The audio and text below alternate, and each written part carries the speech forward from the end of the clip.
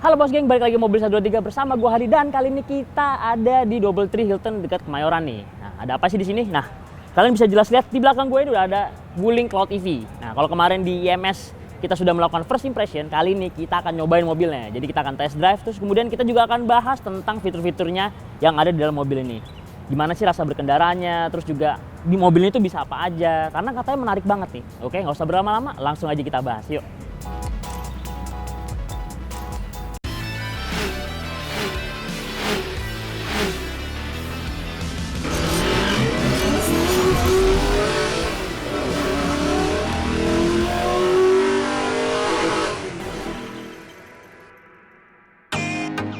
Nah bos geng, sekarang kita udah ada di dalamnya Wuling Cloud EV nih. Kita akan bahas dulu fitur-fitur yang ada di mobil ini. Yang pertama nih bos geng, kita lihat kamera 360-nya.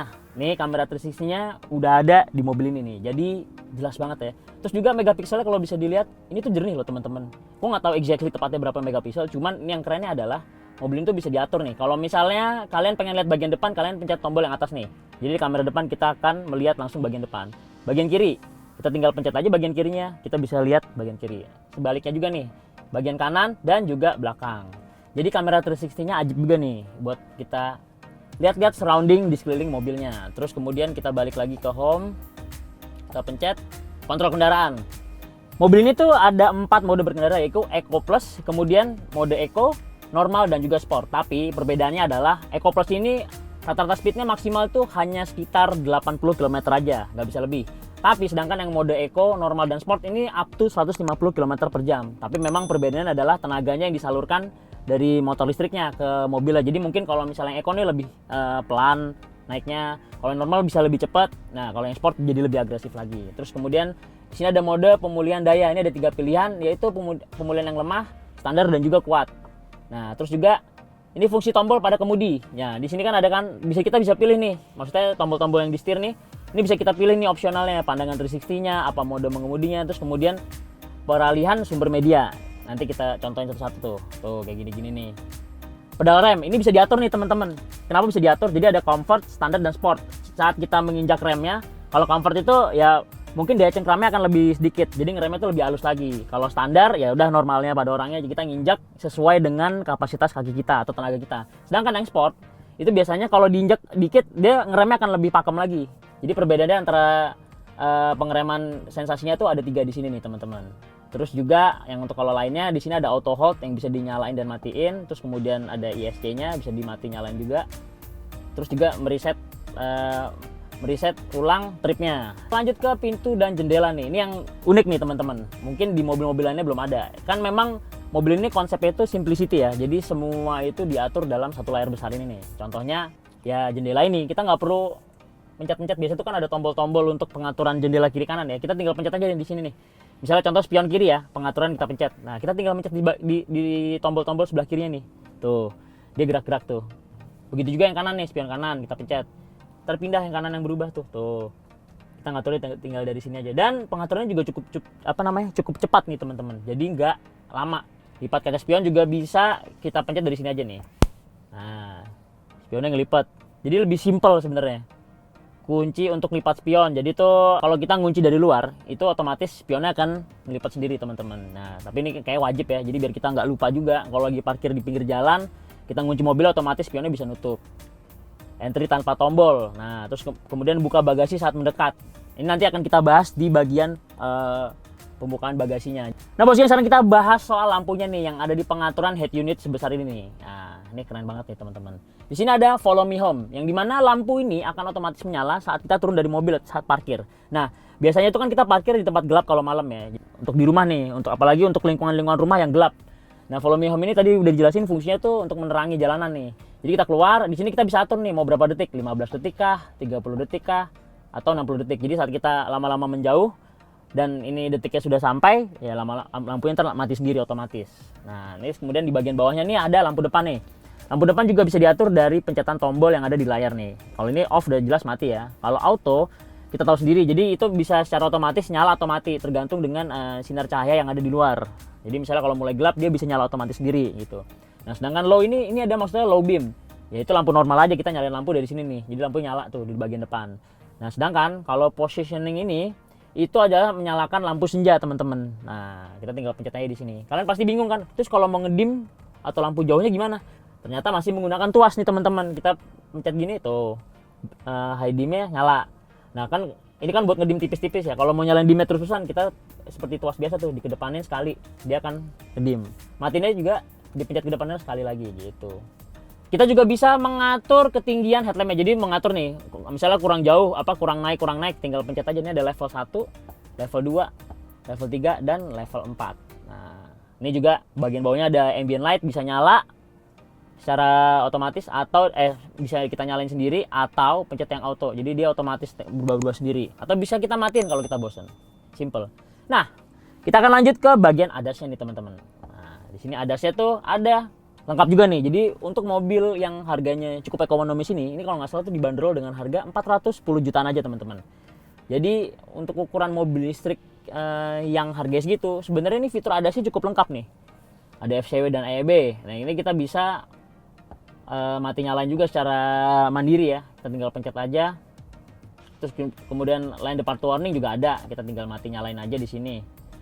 Peringatan lepas tangan nih, comfort atau standar. Jadi ini perbedaannya comfort sama standar. Itu kalau misal comfort, kita lepas tangannya agak lama, dia akan getar halus banget. Nah, sedangkan kalau yang standar, kita lepas tangannya terlalu lama, mungkin ya si komputer membaca, itu getarnya akan semakin kencang. Jadi kita lebih aware lagi gitu loh.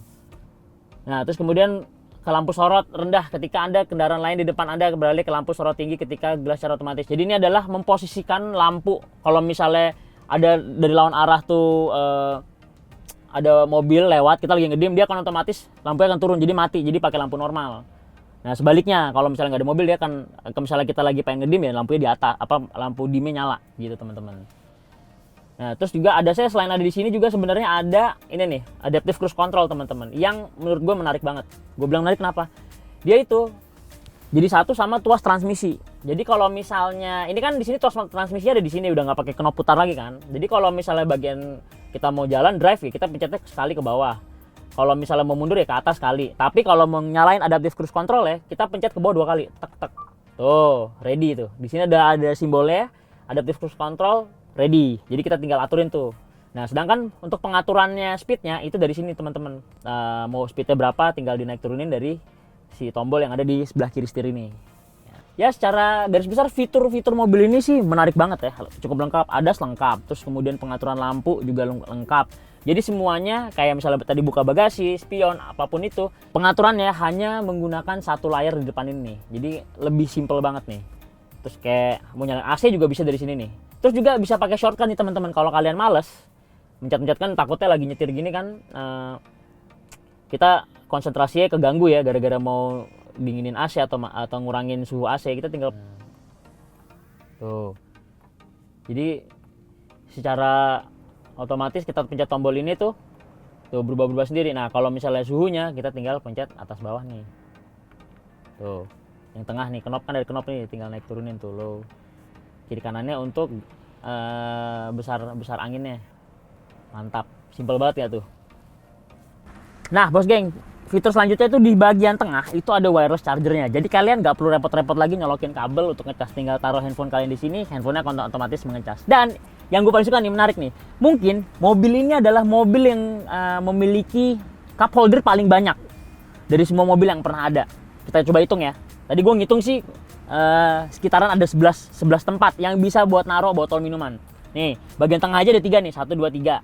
Terus di bagian kiri kanan 1, 2. Terus di bagian biasa nih, door trim pintu kiri kanan ada, berarti berapa tuh? 1, 2, 3, 4, 5, 6, 7. Ada 7 nih di bagian depan aja. Di bagian belakang, itu di door trim pintu belakang kiri kanan juga bisa sama kayak yang depan. Dan di bagian konsol tengah nih, armrest tengah, yang bagian belakang itu ada 2. Berarti total ada 11 biji nih. Mantap nggak tuh, bos geng? Jadi ada 11 cup holder atau tempat untuk menyimpan botol minuman, untuk naruh minuman. Mantap. Nah, bos geng, kalau untuk masalah bagasi ya, mobil ini tuh ada 4 cara untuk ngebuka bagasinya. Yang pertama, kita pencet aja tombol di bagian belakangnya nih.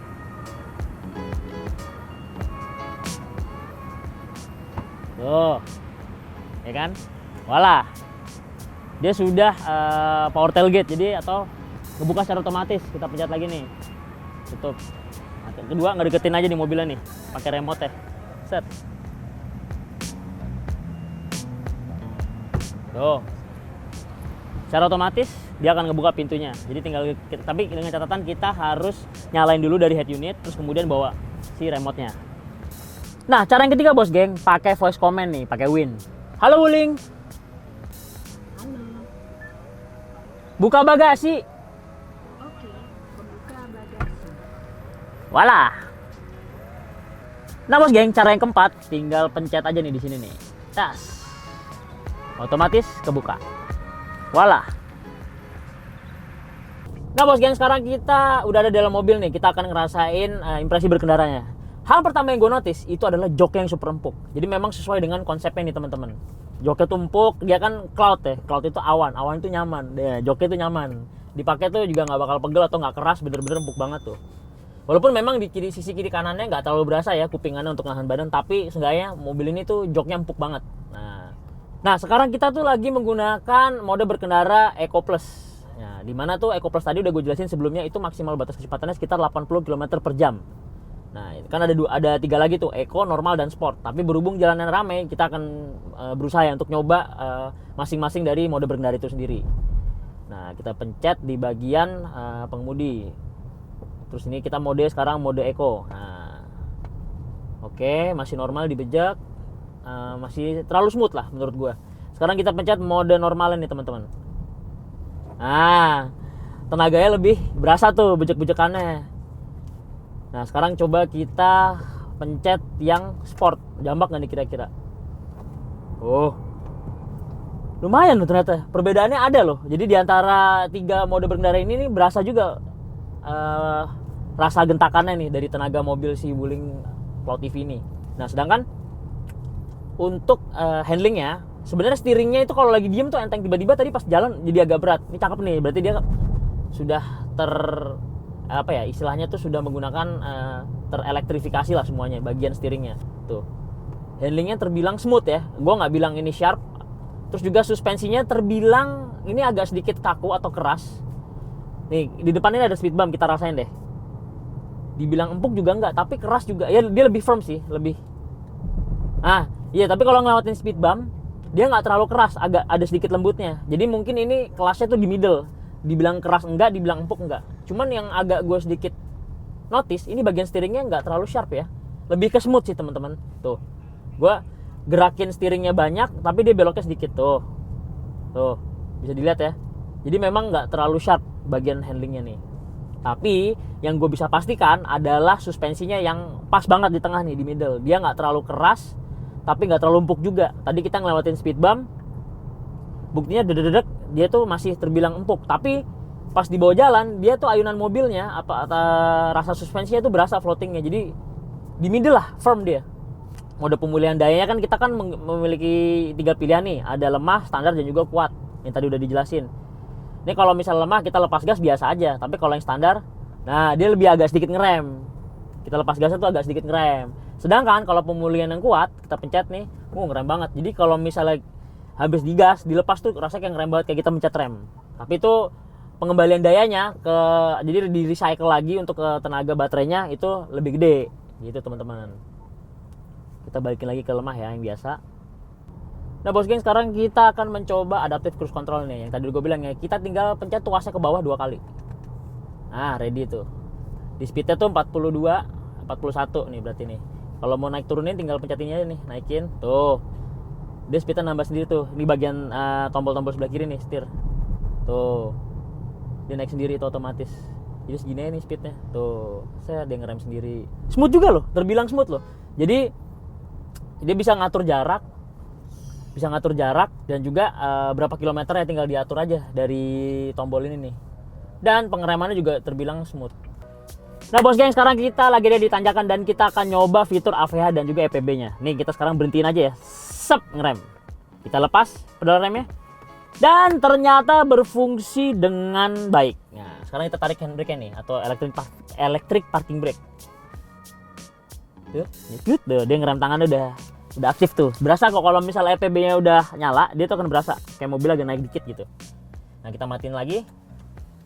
Oh, kita harus pencet remnya nih. Tes baru matiin. Oke. Nah, kita kan udah tuh jalan, tinggal jalan aja nih bos geng. Mantap. Jadi memang AVH-nya berfungsi dengan baik. Nah bos King, demikianlah review singkat tentang impresi berkendara dan juga fitur-fitur yang ada di Wuling Cloud TV di belakang kita. Jangan lupa like, comment, dan subscribe biar kita makin semangat lagi bikin videonya. Yes! Mobil 1, 2, 3